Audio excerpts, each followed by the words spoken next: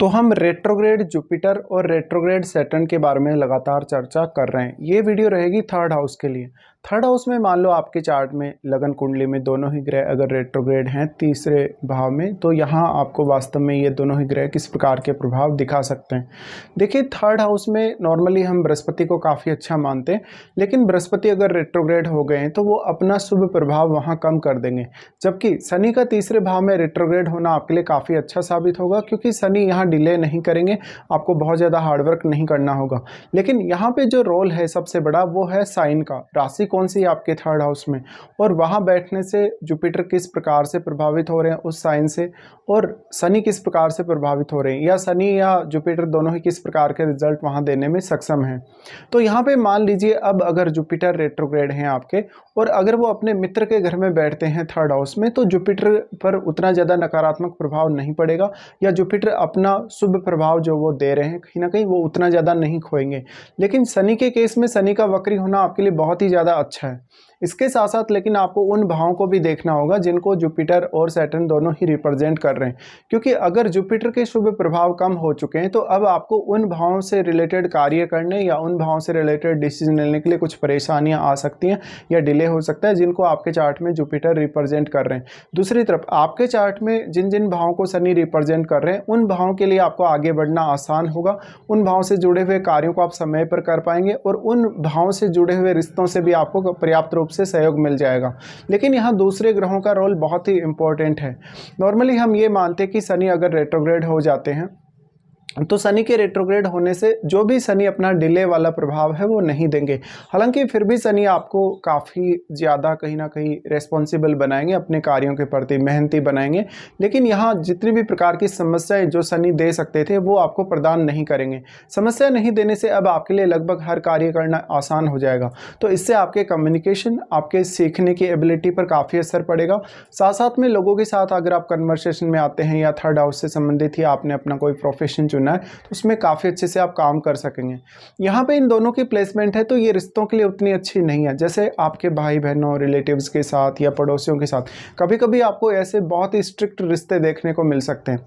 यहाँ पे अब सबसे ज़्यादा फर्क पड़ेगा कि दोनों ही ग्रह आपके कौन कौन से भावों को रिप्रेजेंट कर रहे हैं, क्योंकि ऐसा जो शनि होगा वो आपको उन भावों के लिए काफ़ी ज़्यादा सतर्क और काफ़ी ज़्यादा जिम्मेदार बनाएगा जिनको वो आपके चार्ट में रिप्रेजेंट कर रहे हैं। लेकिन क्योंकि अब आपके लिए उन भावों से संबंधित कार्य करना और डिसीजन लेना आसान जरूर है, तो यहाँ मान लीजिए या तो किसी अन्य ग्रह का सपोर्ट हो तो भी काफ़ी अच्छा रह सकता है।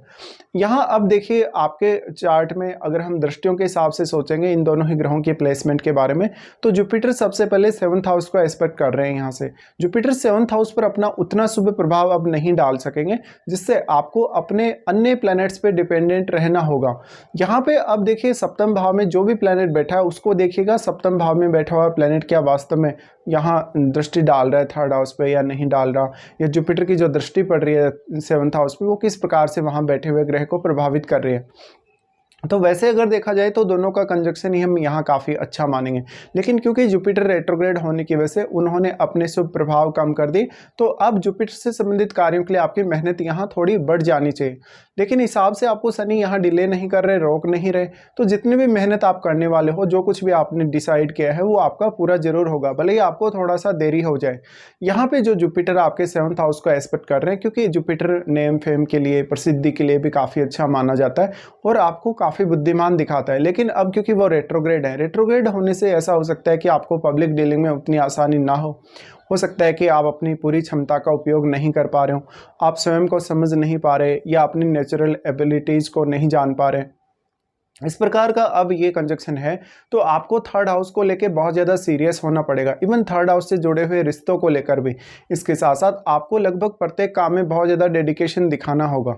लेकिन अगर यहाँ जुपिटर मान लो अपने मित्र के घर में स्थित हो तो थोड़ा आपको सहयोग मिल सकता है। जुपिटर की जो दृष्टि 7वें भाव पे पड़ रही है, अब हो सकता है जुपिटर उतना ज़्यादा आपके बिजनेस में सहयोग ना कर पाएँ, मैरिड लाइफ को बैलेंस करने में या आपके ओवरऑल जीवन को बैलेंस करने में सहयोग ना कर पाएँ।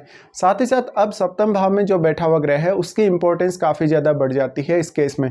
तो सप्तम भाव में बैठे हुए ग्रह को देखिए और सप्तमेश को भी देखिए। उसके बाद दोनों की ही दृष्टि आपके नवम भाव पे रहती है। नवम भाव पे जो दृष्टि रहती है ये आपके लिए बहुत ही ज़्यादा अच्छी साबित होगी, क्योंकि यहाँ शनि के वक्री हो जाने से और आपको लक का पूरा साथ मिल सकेगा। लक का पूरा साथ मिलेगा तो यहाँ सामने बैठा हुआ ग्रह भी इन दोनों को ही प्रभावित करेगा। तो आपके नवम भाव में जो भी ग्रह बैठा है उस ग्रह को आपको जरूर चेक कर लेना चाहिए। वास्तव में यहाँ दशा का भी बहुत इंपॉर्टेंट रोल है।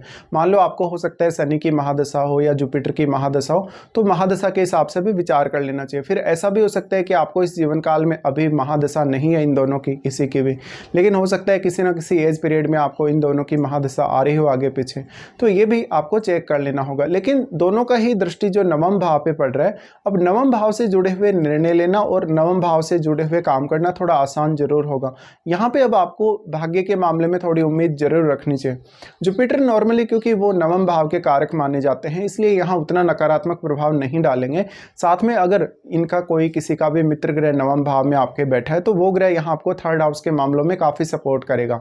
इसके साथ साथ जो इनकी दृष्टि पड़ रही है वो आपको हायर स्टडीज़ में काफ़ी मदद करेगी, लॉन्ग डिस्टेंस टूर में काफ़ी मदद करेगी, और आप उतना ज़्यादा थकेंगे नहीं, आप फ्रस्ट्रेट नहीं होंगे हार्डवर्क करते हुए। तो ये कहीं ना कहीं आपको हार्डवर्क करने के लिए आगे से आगे प्रेरित करते रहेंगे दोनों ही ग्रह।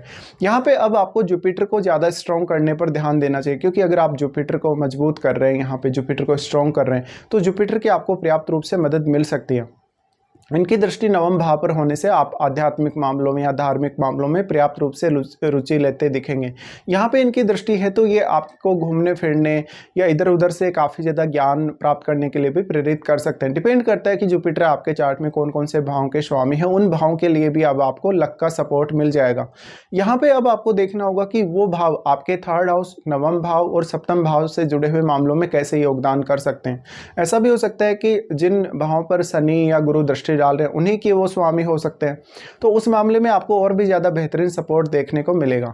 उसके बाद जो यहाँ से जुपिटर का एस्पेक्ट होगा वो आपके होगा 11वें भाव पे। 11वें भाव पे जुपिटर यहाँ आपको काफ़ी मदद करेंगे, लेकिन एक प्रॉब्लम यहाँ आपको हमेशा आएगी। जब भी आप किसी के साथ पैसे का लेन देन करेंगे या किसी को पैसा उधार देंगे तो वहाँ आपको काफ़ी ज़्यादा इश्यूज रहेंगे। कभी कभी अगर आप किसी को पैसा दे देते हैं तो वो पैसा लौट कर वापस नहीं आएगा या फिर आप मांग नहीं सकेंगे। इस प्रकार के जातक काफ़ी ज़्यादा ईमानदार देखे गए हैं।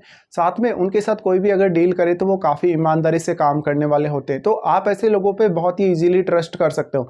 लेकिन क्या सामने वाला पर्सन जिस पे ऐसे लोग ट्रस्ट कर रहे हैं वो सही है या नहीं, इसको परखने में इन लोगों को थोड़ा समय लग सकता है। अब जुपिटर जो 11th हाउस पे दृष्टि डाल रहे हैं, आपको 11th लॉर्ड को देखना होगा और 11th हाउस में बैठे हुए ग्रह को भी, क्योंकि उन दोनों की भूमिका भी काफ़ी अहम है। यहाँ जुपिटर क्योंकि रेट्रोग्रेड होकर दृष्टि डाल रहे हैं तो यहाँ वो थोड़ी आपसे मेहनत करवा सकते हैं 11वें भाव से संबंधित मामलों में, और ऐसा हो सकता है कि आप अपना ज्ञान, अपनी बुद्धिमत्ता का पूर्ण उपयोग नहीं कर पा रहे हो शायद नवम भाव और आपके लिए 11वें भाव से जुड़े हुए मामलों के लिए। तो ऐसी कंडीशन में आपको जरूर विचार करना चाहिए। इसके साथ साथ क्योंकि यहाँ 7वां, 9वां और 11वां तीनों ही भाव कनेक्ट हो रहे, तो ऐसा जुपिटर आपको बिजनेस के मामलों में बहुत लाभदायक हो सकता है कभी कभी, और पार्टनरशिप के मामलों में भी काफ़ी लाभदायक हो सकता है। लेकिन यहाँ किसी अन्य ग्रह की भूमिका है तो वो भी आपको देख लेना चाहिए। वैसे इनके लिए आपको हार्डवर्क काफ़ी ज़्यादा करना पड़ेगा। शनि यहाँ पे अगर देखा जाएगा तो वो 5वें भाव पे दृष्टि डाल रहे हैं, और 5वें भाव पे क्योंकि वो वक्री होकर दृष्टि डाल रहे हैं, इससे वो संतान से जुड़ी हुई समस्याएं नहीं देंगे आपको। आपकी एजुकेशन भी प्रॉपर हो सकेगी और आप काफ़ी डिसिप्लिन में रहने वाले पर्सन हो सकेंगे। इसलिए आप लगभग अपना प्रत्येक कार्य समय पर करने की कोशिश करेंगे और हमेशा समय पर ही आपको रिजल्ट मिलेगा। यहाँ शनि क्योंकि अब पंचम पर दृष्टि डाल रहे हैं तो हर निर्णय आप सोच समझ कर लेने वाले होंगे, लेकिन इसके लिए पंचम भाव के स्वामी और पंचम भाव में बैठे हुए ग्रह पर भी आपको विचार करना होगा। शनि की ये तीसरी दृष्टि पंचम पर पड़ रही है, तो ऐसे में शुरुआत में आप बहुत ज़्यादा डेडिकेटेड हो सकते हैं अपनी एजुकेशन के प्रति। आपका कोई भी निर्णय गलत ना हो, आप सही डायरेक्शन में चलें इसके लिए। इसके साथ साथ यहाँ शनि आपको काफ़ी सीरियस बनाते हैं प्रत्येक काम के लिए, तो आपकी पर्सनैलिटी में भी ये गुण आएगा। साथ साथ में जो भी काम आप अपने हाथ में ले रहे हैं या जिस काम की भी आप जिम्मेदारी ले रहे हैं उसके प्रति आप बहुत ज़्यादा भयंकर सीरियस दिखेंगे। शनि का दृष्टि जो नवम भाव पर पड़ रहा है, शनि भी लगभग आपको सिमिलर तरीके से प्रभावित करेगा। यहाँ पर शनि आपको लॉन्ग डिस्टेंस टूर में मदद कर सकता है, आपको फॉरेन टूर में मदद कर सकता है, या फिर आपको फॉरेन सेटलमेंट में भी, क्योंकि वो यहाँ से आपके 12वें भाव को भी दृष्टि डाल रहे। 12वें भाव को जब दृष्टि डाले शनि, तो यहाँ से 12वें भाव से जुड़े हुए कार्यों में वो बाधा नहीं डालेंगे, और क्योंकि वो 9वें और 12वें दोनों को ही कनेक्ट कर रहे हैं, इसलिए यहाँ फॉरेन सेटलमेंट होने में भी शनि का हाथ रह सकता है। इसके साथ साथ आपको हो सकता है अपनी हायर स्टडीज़ के लिए विदेश जाना हो, आपको अपनी संतान के पर्पज़ से विदेश जाना हो, या उन भाव से जुड़े हुए कार्यों के लिए आपको विदेश जाना हो जिनके ये दोनों ही ग्रह आपके चार्ट में स्वामी हैं, तो आपके लिए ये काफ़ी ईजी रहेगा। शनि की दृष्टि जो आपके 12वें भाव पे पड़ रही है, यहाँ पे अब कोई मंगल जैसा ग्रह, सूर्य जैसा ग्रह आपके 12वें भाव में नहीं होना चाहिए, नहीं तो फिर ये आपके रिश्तों को लेकर उतना अच्छी स्थिति नहीं है। इसके साथ साथ आपको अब जुपिटर से रिलेटेड भावों के लिए थोड़ी ज़्यादा मेहनत करनी होगी अपनी लाइफ में। फिर आपको ये भी देखना होगा कि वास्तव में इन दोनों ही ग्रहों में से किसी की भी आपको महादशा है या नहीं। देखिए, अगर दोनों में से किसी की भी आपको महादशा आती है तो दोनों के प्रभाव आपको उस दशा में जरूर देखने को मिलेंगे।